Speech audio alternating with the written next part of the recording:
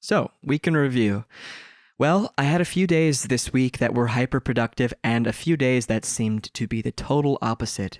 So, that's been my experience this week. So, I wrote to my friend, Dan Decelerator, and just wanted to give you a little clip of that convo in text form. So, I started by saying, quote, "It's like some days I'm totally on it, taking everything in stride, but then inevitably some rabbit hole emerges.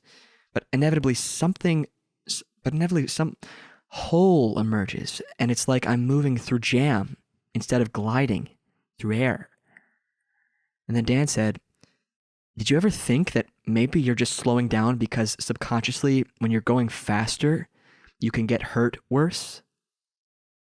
I don't know how to transition to this next segment, but another thing that I wanted to talk about in reference to just learning how to get my act together one video at a time.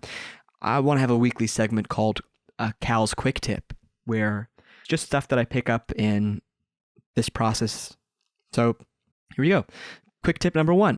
If you're looking for a better way to manage your time when you have a lot on your plate, you should give the Pomodoro Technique a try. So the Pomodoro Technique, which was developed by Francesco Cirello, breaks up work into more digestible chunks in an effort to make one more productive in a sustainable way.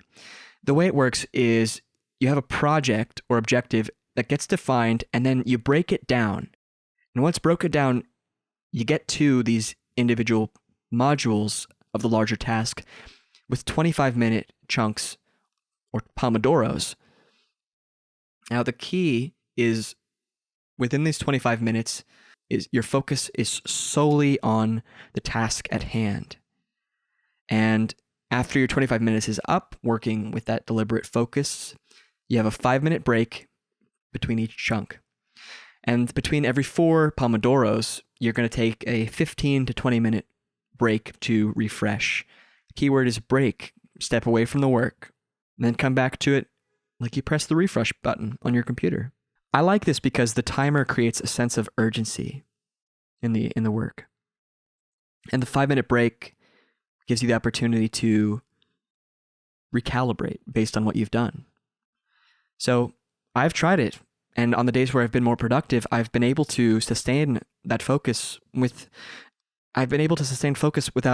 the unbearable strain that comes from tunnel vision.